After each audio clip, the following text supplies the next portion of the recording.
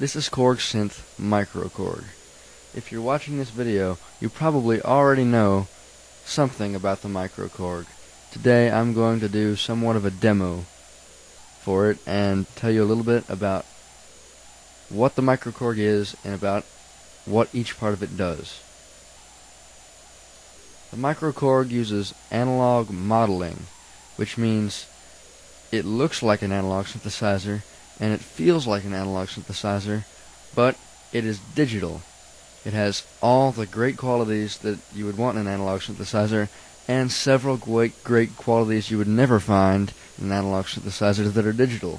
For example, the selection of digital effects it has, the delay, an equalizer, and an arpeggiator. Let's take a look at the back. There is audio out, left, right, and headphones. Audio 1 in, which is the vocoder. You can either put a condenser mic in for it that comes with it, which you should just really throw away, so you can buy a dynamic mic to put into it, because the condenser mic it comes with is terrible. It always has tons of feedback. It's just not worth it.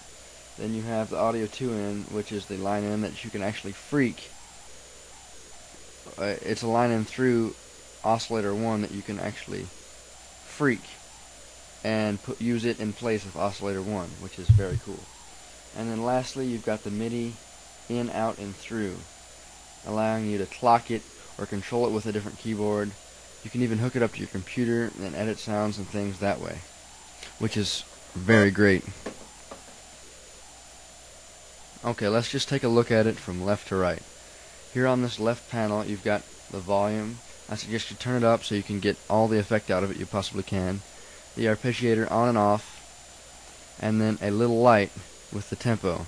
Now this tempo, controlled with the fifth knob up here, it is used for the arpeggiator and both low frequency oscillators.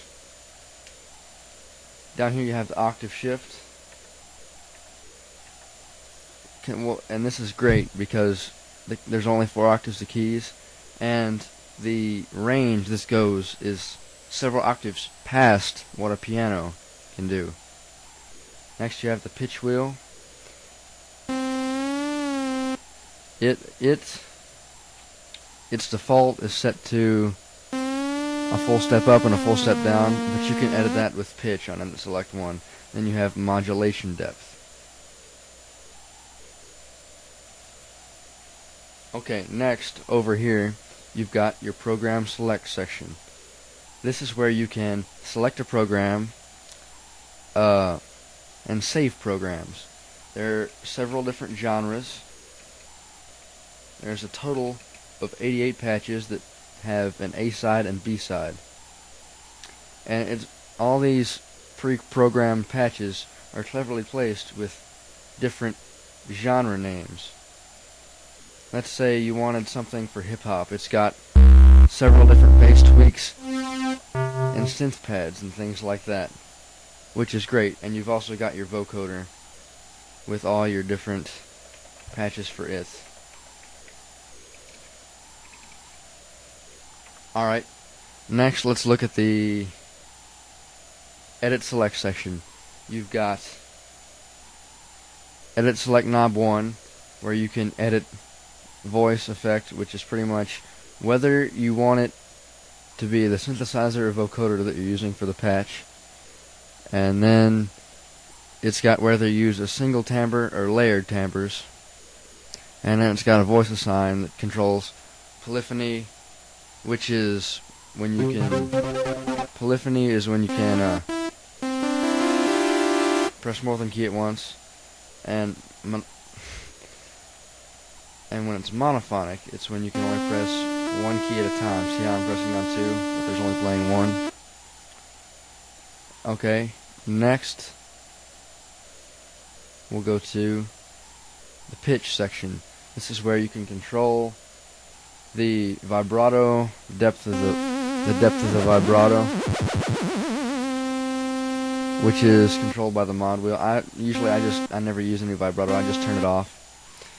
And then you can control the pitch wheel, how much the pitch wheel affects the volume. You can control portamento, which is where it glides up from one key to another. I'll turn it down, turn it up real high so you can kind of understand the effect. How it's gliding, you can see how it's gliding up.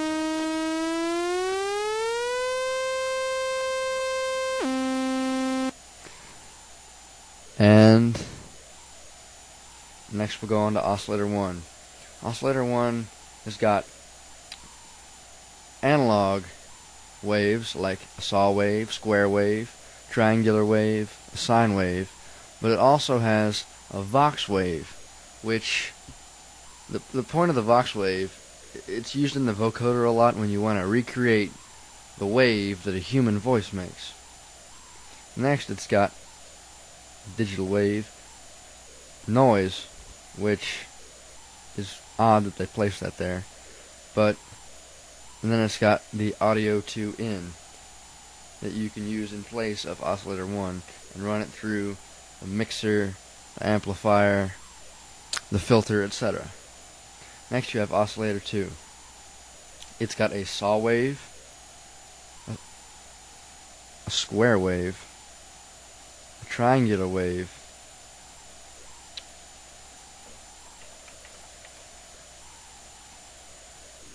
and it's kind of different from oscillator 1 because you can actually tune it up or down from oscillator 1. So let's go back to oscillator 1 and we'll use a square wave. It's kind of hard to hear.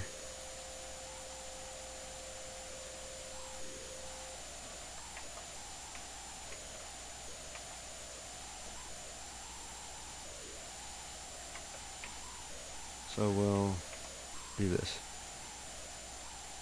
Take a square wave, and we can take oscillator 2. We have to turn it up on the mixer. Basically, what the mixer does, you can turn up how much noise, how much of oscillator 1 is, and how much of oscillator 2 there is. So let's turn up oscillator 1 and 2 all the way. Let's go back to oscillator 2. You can choose the saw wave, square wave, or triangular wave. I'll choose the saw wave. Then you can take it and tune it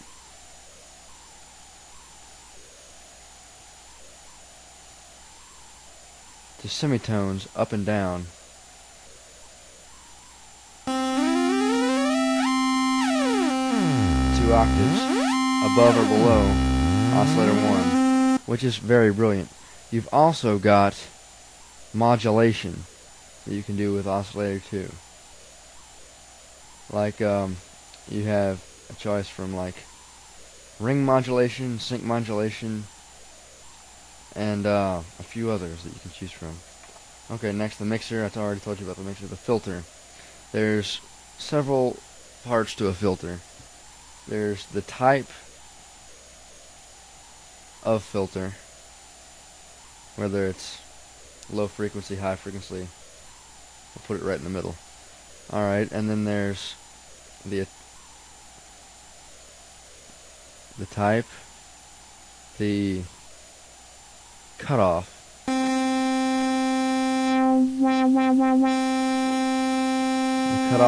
resonance, and there can be, you've got enough resonance for self oscillation, which you can get very cool effects with. You've got more than enough resonance and cutoff, which I love about the synthesizer, because on most analog synthesizers there's not enough cutoff or resonance depth to get to that self oscillation.